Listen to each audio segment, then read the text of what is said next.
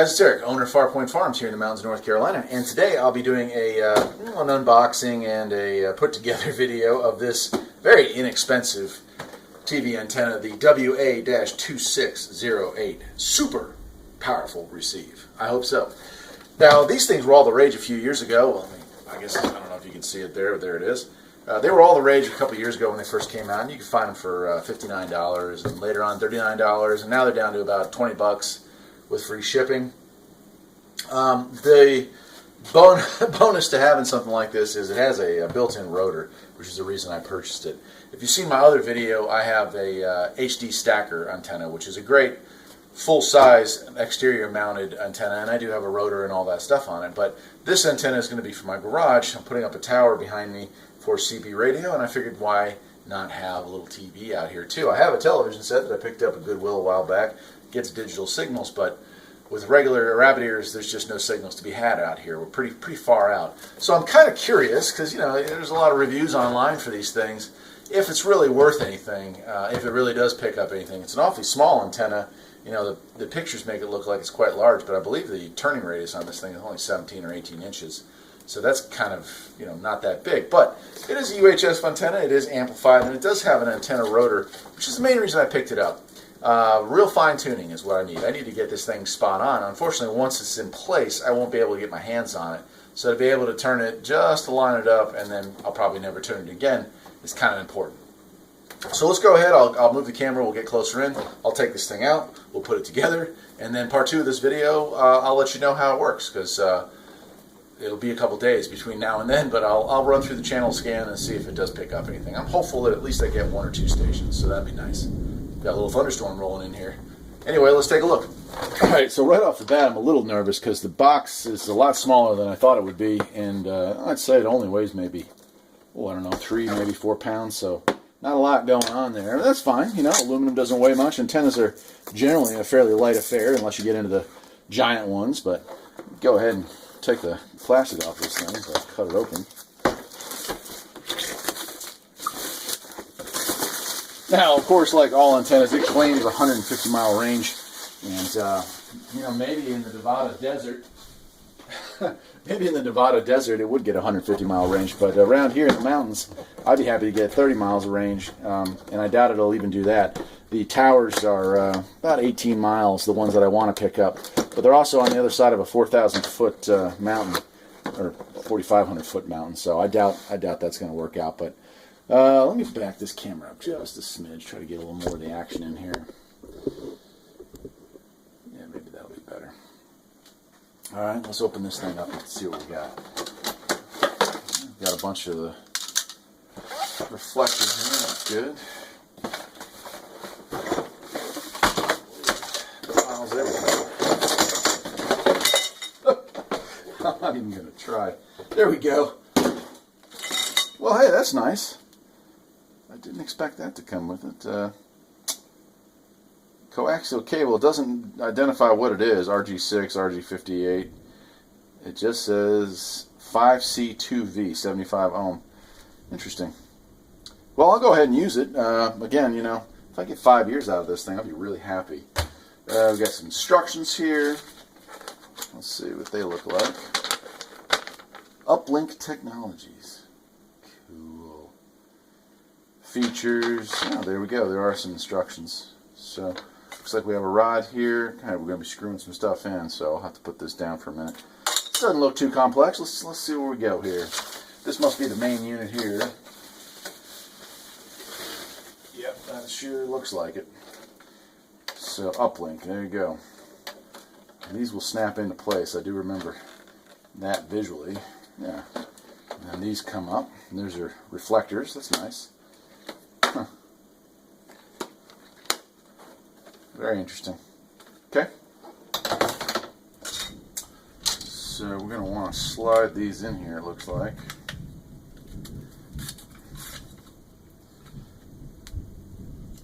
I'll get my screwdriver and we'll start screwing those together. Go ahead and open up this little baggie here. I imagine this is where all the screws... Oh gosh.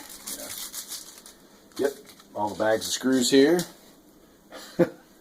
Alright, what color screws?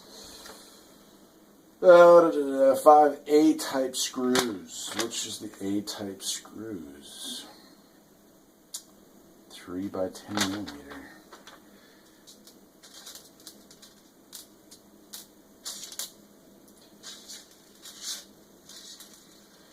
Those got to be 4 by 10 millimeter. And then we got one oddball here. Let's see here. Okay, yeah, well, that's supposed to be a machine screw. Yeah, in the picture it's a machine screw. Apparently they changed the design. That's okay too. So we're going to use the little ones here to screw in these pieces. That looks a little bent. Oh boy. Well, you know, for $20, what can you get, right?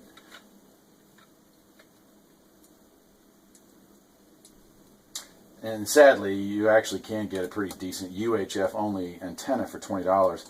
Again, the main reason I went with this style of antenna is that it has the rotor built in, and that's my biggest issue. If I wanted to get a higher quality antenna, I could have got one for about 20 bucks.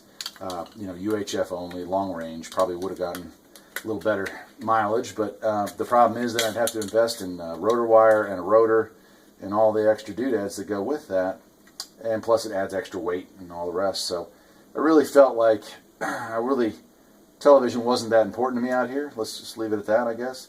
But I'd like to have it, but it's not a necessity. So I figured for this kind of money, I'd give it a shot. If it was going to go run into the $75 range, I'd just go ahead and keep watching Roku or just listening to the news, which is what I normally do out here. I've got a little old-fashioned AM radio, and I listen to the news on that. It's a hot, muggy day. It sounds like there's storms outside, so maybe that's about to end. Get some rain and cool things off here in the mountains. Of course, that probably means it'll be pretty muggy tomorrow when I'm out there gardening. Potatoes are really doing well this year. Green beans not so great. But, yeah, you know, some years you win, some years you lose. Tomatoes, boy oh boy, lots of tomatoes. Tomatoes do well up here just about every year that I can remember. Back in Raleigh, where I used to live, you couldn't get a tomato to grow. It's too darn hot. So that's kind of a nice change of pace, really.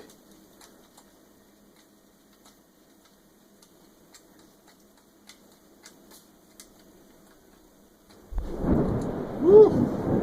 I think we had a lightning strike there. I thought I heard a snap. The lights kind of flickered.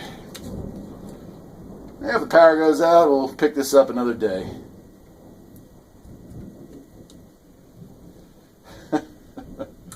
Country living.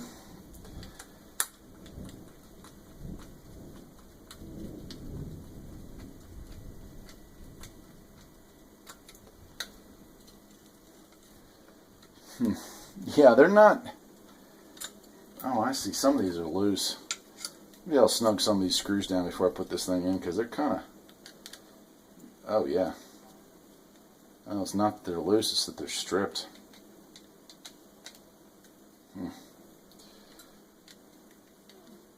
That's a bad sign.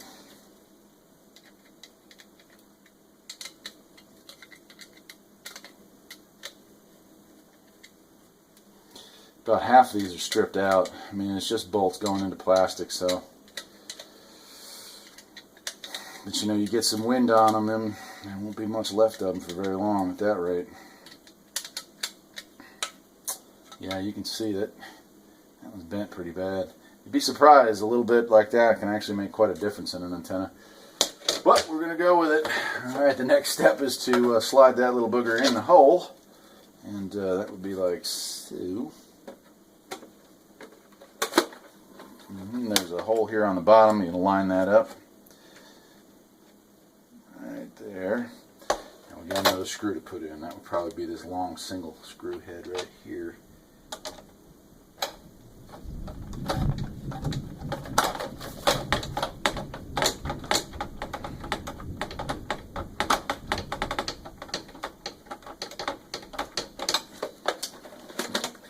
Oh, I missed it completely.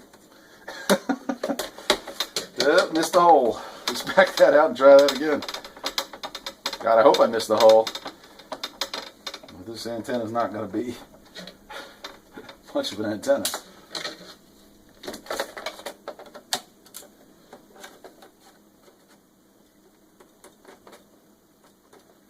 Let's try that again.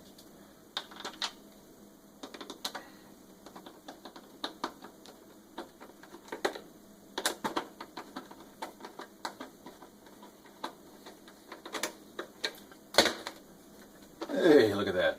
Second time's a charm, apparently. Okay, looks like the next step is going to be to install the antenna rotor here, which is very proprietary, I can tell you that. I've never seen anything that looks like that. It's very unique. You got two prongs, I assume those are power, so we'll go ahead and slide that into place, like so. And then there are 4 screws to hold that down, so we'll go ahead and put those in as well.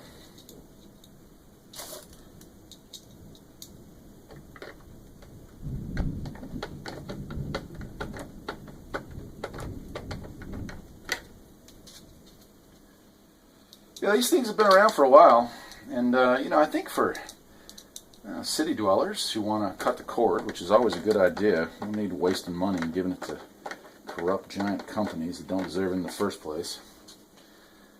Go ahead and get an over-the-air antenna. Get yourself one of those Rokus or some kind of streaming device. Cut your bills down quite a bit, especially if you don't watch sports. Save a lot of money that way.